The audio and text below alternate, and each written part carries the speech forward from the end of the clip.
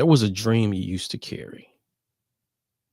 The late nights of sketching out, the early mornings of prayer over it, the fire in the chest that you had when you used to talk about it. Life happened. Have you ever noticed that most people don't quit their dreams in one dramatic moment? That it happens quietly over time. Life gets busy. The children are born. The career becomes more demanding. Responsibilities increase. We experience a setback. One disappointment leaves many scars. And now we're convinced that, you know what, maybe this dream of mine, maybe this passion, this purpose of mine simply wasn't meant to be. And then one day, we're cleaning out our closet, cleaning out a drawer. We go over some old papers, some journals, some prayer journals, or maybe it's a phone call that we received from a friend, and we get that feeling back again. We get that fire that we had when we was chasing our dream back, only to realize that it just been tucked away. It's been on a shelf, sitting, waiting. If you say, you know what, I was there.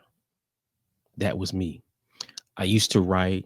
I used to teach. I used to create. I used to do all these things. And it's not that I just stopped caring. It's just that life happened. And I came to a point where maybe it wasn't possible anymore. Today's episode is not about starting something new, but rather returning to what God has placed inside of us. Because sometimes a new season, a new breakthrough is born through a simple decision, a simple mindset that says, just redo it. Just redo it. Welcome to Leadership for the Soul. Hey, neighbor. I'm your favorite neighbor, Jay Murray. And this is Happy Hood, the podcast, Leadership for the Soul, where faith meets everyday leadership, purpose is built one decision at a time, and growth is intentional. Leadership begins on the inside, because before we can lead others, we must first learn to lead ourselves. Leadership for the Soul on Happy Hood, the podcast.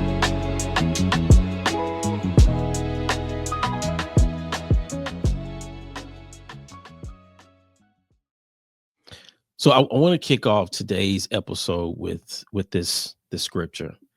It's a scripture that's found in 2 Timothy 1:6. And it is a passage, or I should say, this scripture is based off Paul encouraging Timothy to continue the ministry, to continue doing what he's been called to do. And he tells Timothy, I am reminded, Paul is reminded to encourage you to fan the flame, the gift of God, which has been given to you. In which Paul wasn't saying, hey, Timothy, find a new gift, because sometimes it's not that the gift is gone. It's just that the fire just needs more oxygen. It needs an opportunity to evolve. It needs an opportunity to be rediscovered. It needs an opportunity to have a reimagine, to have a moment to reimagine what it looks like. And maybe just need an opportunity to just say, you know what, let me just redo it. Today's episode is based off of a concept, a framework that I am actually living out in real time. You know, to my day ones that have been kicking with me since 2020, since the beginning of the podcast, I want to thank you for staying with me. To the new ones that just came on board, thank you for coming along with this journey. But if I'm honest with you, there's been plenty of times throughout this journey that I have had moments of disappointment, moments of the responsibilities have gotten increased to where I had to put this on the back burner, moments of just thinking that, you know what, is it still possible?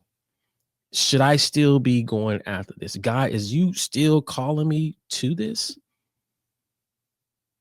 I haven't had moments of just like, you know what? maybe maybe I should just say, you know what, this is it. We had a good run. We had a good run. Let me just go ahead and put it to bed.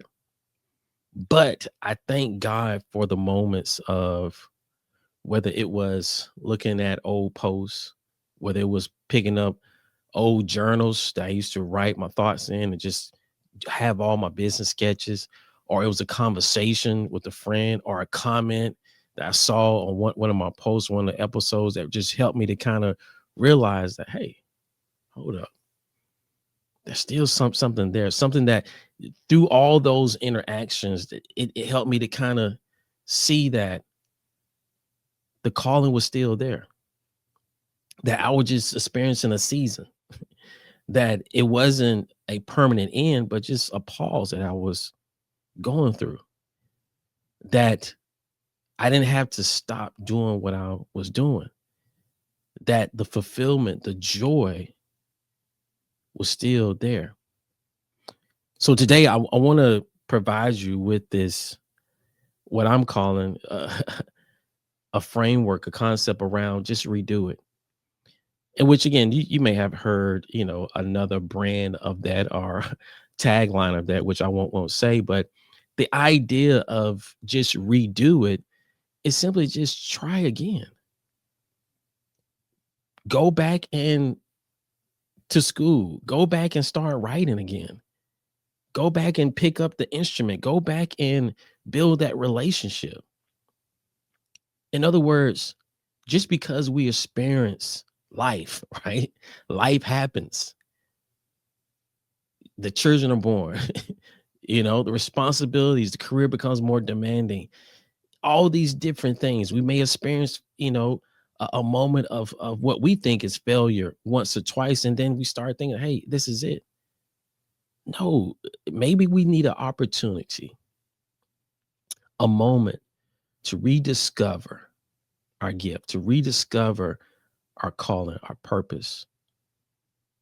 Maybe we need an opportunity to reimagine what that looks like now. What could it look like now? And maybe we need to take all those things to do simply again, just do it again. Just redo it. We take all those things and we simply just redo it. We redo it. So let's get started. Now, one thing I would say is this is an early framework that I'm actually have thought about and just as kind of like put it together. I'm a very process oriented person, so I think of things in process of like going through a or using a framework to kind of help me get to a certain output, right? By taking these inputs, here's the outputs that I'm looking to to push out to deliver. So again, as I go through this framework, there's not a clear cut steps that I am saying, hey, do this, do that, then hey, you're gonna arrive. But hopefully, and I pray that you will take a moment to think about what does rediscovery means to you. What does reimagine, what that looks like for you? What does just redo it look like for you? What does that mean, that you will kind of sit with these thoughts, or you will sit with these perspectives and come up with your own perspective, come up with your own application. But again, at the end of the day, I'm hoping that you just redo it, that you just pick back up the instrument, that you go back into school, that you start singing again, that you start writing again, that you pick back up the business, that you will go mentor again, that you will go do these things because it's part of your calling. It's part of your calling. So the first one is rediscover. Is rediscover. Now, in the rediscover phase, um, I, I like to think of it in this way, and it's in the process improvement world or process improvement practitioner type of approach. There's a methodology, is used in Six Sigma, and it's called like the 5 whys. You typically would do this around like where you are looking to define, or you're looking to understand, the problem, or try to get to a root cause, right? And that's what I'm kind of doing first here with the rediscovery.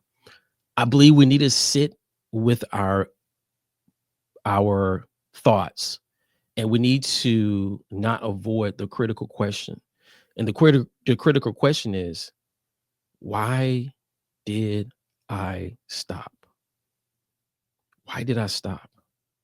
And we need to continue to ask why, right? As we peel back and get to the root. Because why did I stop helps us to understand what was it, not what happened. We know what happened. Life got busy. The kids born, all these different things. We know what happened, right? But why did I stop? Was it fear? Was it the disappointments? Was it just it was too much? Why did I stop? And I believe as we get to the understanding of why did I stop, I believe it will help us to understand and get to the other part of that question of why did I start? What was my why in the beginning? What was my why in the beginning? Because if why we stopped was I was scared, okay, that's fair. It's, I mean, all these things are fair. I was scared. I ran out of money. Okay, like the kids got born. I started doing these other things. The responsibility started. The career came. I We get it. Like and again, as we sit with these thoughts, it's not nothing wrong, or there's not a right or wrong question, a right or wrong answer, excuse me, that I think that you're pondering, but you just kind of thinking and you just really just allowing your emotions to process. Because if this dream calling keeps tugging at you, and that's why again, I want to make sure that's clear. Like if it keeps tugging at you, that you keep seeing, or you keep going back to the fulfillment that you had, that the joy that you had. And if it was something to the point where, again, I stopped because I was scared, I stopped because I ran out of money, I stopped because of this and that, hopefully it'll go back to, well, why did you start? For Happy Hood, I started Happy Hood based on a transformation that I was going through. Now, would I say that I was going through some type of deconstruction? I don't know, but I was definitely going beyond just my foundation of being a Christian and just how I was raised, right? And just again, allowing that foundation to be okay, I'm a Christian, but then what else, right? And what I was really, what I came to the point was there's a certain values that I want to be aligned to, right? And I wanted to connect with other like-minded individuals. And I wanted to have an opportunity to connect, to cultivate and build communities that will be centered around the values of humility, the values around agape, the values of a purpose, the value of integrity, that the clothes that we make, that the events that we do are all centered around those things. That I wanted to have a moment to ignite the potential in us, in myself, and to others, right? As we come together, and I want an opportunity for us to empower ourselves through that ignition, and that we can embrace our self-worth through Jesus Christ. So that was my why. And through all this moments, as I was thinking, like, well, yeah, well, why did I stop? Well, I stopped because the money got low. I stopped because of this. I stopped because of I didn't see the impact, or it wasn't growing at the rate that I felt it was growing at. Okay. Well, why did you begin? Well, I wanted to build community. Well, that's your why. Then like I had to rediscover that why is what I'm saying. And that's what the rediscovery phase is. We rediscovering why we started in the first place. And in the rediscovery part is also understanding that we can't overlook those godly divine interventions that occur, whether it's through going back and reading over some journals, going back and reading over some posts, talking to a friend, or it can be something that we don't even expect to get inspiration from. It's volunteering, it's listen to a sermon, it's all these things that kind of get us back to, oh, I need to go back to my calling. I need to go back. I was just in a season of a valley. I was in a season of disappointment. I was in a season of busyness. But this truly helps. This is what brings me joy. I got to get back to that. So rediscover. How we do that, I think we can do it by just asking ourselves the critical question: why did I stop? And hopefully that will get us to a point of, why did I start? And then don't overlook the godly divine interventions of going back and reading your old things, the phone calls with the friends. That don't overlook those tugs, the flickering of the fire that I believe God is looking to reignite in us, to call us back, to return us back to a place where he called us to the gifts that he called us to. So rediscover. Next is reimagine. Reimagine. Now, in this part here, it's another critical area, because as I was thinking about this and just, you know, how I want to expound on it, this is a area where I believe we have to display humility. Why? As we reimagine, I think the first thing we have to understand and not fall in the trap of, okay, now I have rediscovered my passion. I got my why. I'm ready to go.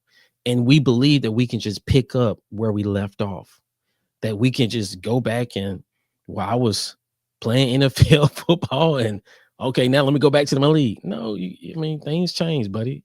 Or I was, doing this type of, I was in track. I was an athlete doing this other stuff. No, our bodies have changed, or whatever the case may be.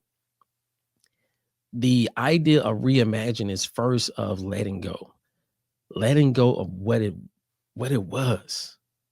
And I know that's hard because it may be connected to our why, but reimagining of letting go of what it was, it free us from those constraints, right? It free us from those thoughts, the ideas, right?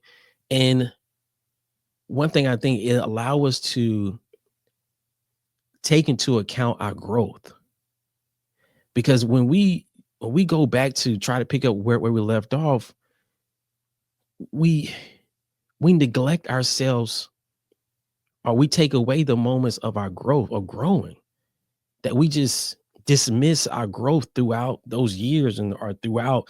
Now, when you had this idea, you were single, now you married with 3 kids. Like, it's going to look different. It's going to look different. So letting go of what it was, letting go of the time that it was, and allowing yourself to reimagine what it would look like now. What it would look like now. And as I was thinking about this and going, uh, you know, contemplating on this episode, just how I wanted to position it, I definitely want to say, I don't think this is just a personal endeavor type of approach. I think you can just redo it in your marriage, in relationships, as a whole, because yeah, you may have had a strained relationship with your son or your daughter at the time, and things had occurred, but that doesn't mean that you can't just redo it with them. And I think this was definitely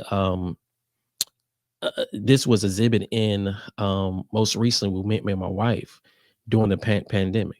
Now, that was a God interruption, that occurred, that was definitely devastating for a lot of us, right? For many of us, right?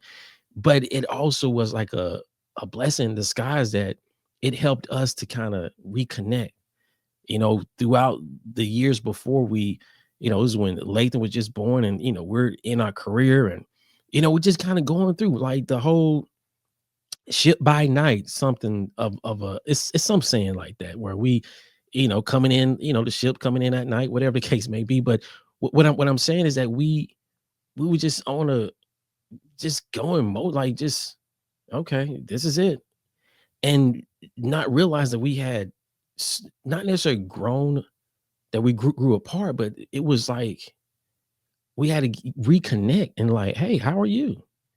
And the pandemic helped us to like, hey, how are you? And you like what? And, oh, really? I didn't know you did that on the job. All these different things, and it taught us that we have to be intentional. And what I mean by being intentional, it helped us to reimagine. Okay, now that we done spent all this together, like these years together, 'cause at that time I don't know, maybe we was right around 12 years in marriage, something like that. So we done had some, put in some time up to that point. But it helped us to understand and reimagine. I think, like, okay, what do it look like now? All right, let's make sure we date more. Let's make sure that we take time to connect. Let's drop the kids off. Let's reimagine how it look now. And that's, many of us are going through that now, where, I mean, I know a lot of my friends are empty nesters. My brother, he's now about to be an empty nester. And we are in that time where the kids are starting to grow, they growing up, they're leaving for college and for other things. And it's a perfect time for us to reimagine. Now just me and you, babe. you know, we used to be so bombarded with the kids' activities. Now it's you and me. What would that look like now? Right. And we've been very intentional of what that could look like now. Not going back to what it was, and all these different things. I never forget one of the turning points of my marriage with my wife, when I said, you used to do all these things, and she was like, boy, I done changed. And I had two kids. I did all this. And it helped me, like, as maybe not that moment, but as I thought about it over, a couple months and years, like, oh yeah, we have changed. We have changed, we have evolved. And that's the thing about reimagine, is that we're taking into account all the things that we have matured in, the growth, and now we're saying, okay, what do it look like now? Allow me to reimagine this. Allow me to reimagine how it looked for me to get back into singing, get back to writing. Reimagine. The last thing, around just redo it, where again we talked about rediscover. We ask the critical questions. Why did I stop? We don't overlook the moments of those godly interventions of going back, and the moments of where we're rediscovering our why. And then we move to reimagine, where we practice humility. We inhale humility and exhale entitlement. And we take off. We release of what it was, of all the past. We let go of what it was. We don't try to pick it back up, or where we left it off, but we reimagine, what could it look like now? What could it look like now? And then lastly, now that we done reflected, we're gonna have moments of reflecting, moments of maybe talking to a trusted advisor, talking to our friends, our family, talking to maybe a therapist about this. I don't know. But again, we very intentional in this approach. The last thing is just redo it. Just redo it. And again, I know this part here, it can be difficult. I mean, come on, it's almost where you have to kind of go back and relive some things. You may have to go back and relive, like, why did that, the moment of that you stopped, or what happened when you stopped, right? And it may really, like, put you in a moment of like, oh wow, I'm feeling scared again. And you may have moments of, well, I don't want to be disappointed twice. I don't want to, you know what? Yeah, it's not that serious. You're right. It's not that serious. I'll do something else.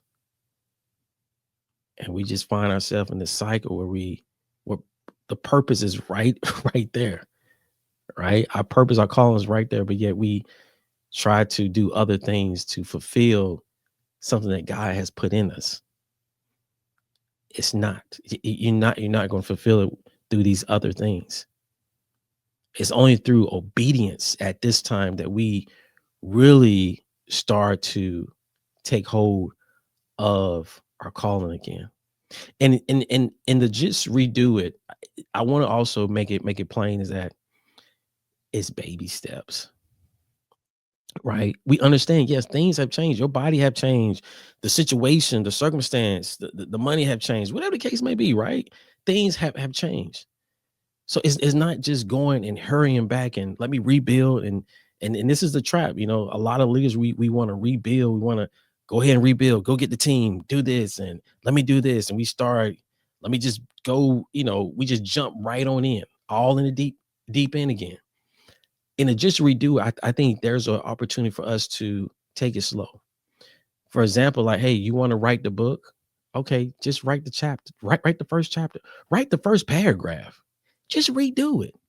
And to just redo it is almost like getting back into being consistent. It's the consistency that allows us to go back and pick up the rhythm again.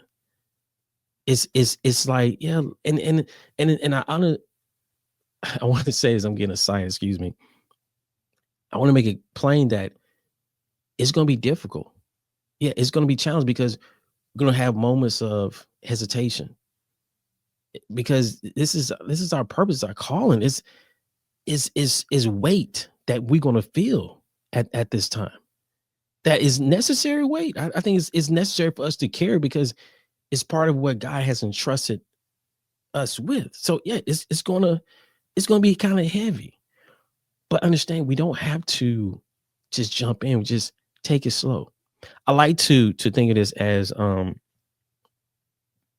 like the scripture Psalms 119 said the word is a lamp unto my feet, a light unto my path. And when I think of it and applying it to just redo it, it's just taking one step at a time.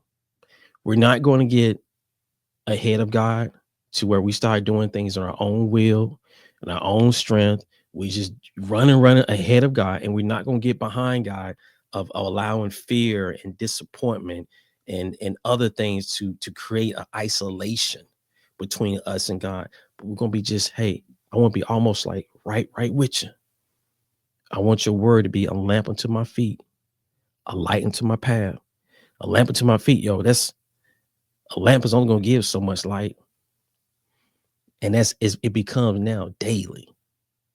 Daily. We ain't trying to think about, again, and I'm saying this uh not in maybe not literally, but more figurative. Like we're not looking for the 5 or 10-year plan, which again, all those things are necessary and it's a time to do. But hey, what we're going to do today, what we're going to do tomorrow. Let's just go and pay for the classes. We've been talking about we want to get back to doing XYZ, the singing, the dance, whatever the case may be. Let's go look for the class. And as we do this, as we walk into just redo it, we start to have these small wins. And those small wins become what? Big wins. And now we accumulated all these small wins to a big win. And now, okay, all right. I see why I had to go through all those things. I had to see, and maybe I pray that we'll come to that understand. I see why I had to have a moment of valley. I see why I had a moment of pause because I had to learn these other skills and do these other things to where now I can hold this, right? Now I have the skills, I have the resources, I have these things now to hold it properly. And that's another thing I just thought about. Maybe I need to, maybe it's a part two of this. Let me know if I need to do a part two of this to expound on certain areas of just redo it, because I think there's more depth that we can go to really get us to a point where let's go back, let's return to what God has called us. to the gift that God has called us. So again, my prayer is that you would take a moment to rediscover your why, that you will reimagine what it looks like now, forget about what it used to look like, and you will simply just redo it. That you will simply just redo it. Take the first step. That's just take the first step. That's it. That's all we're looking to do is take the first step. And as we do that, we'll continue to be rooted in God, in our faith, and we'll become the leaders worth following. Because as we know, leadership is not a title, it's a choice. And with that, we know that leadership starts on the inside. This is Leadership for the Soul. Till next time, family, love God, love yourself, love your neighbor. I'm your favorite neighbor, Jay Murray. Be blessed.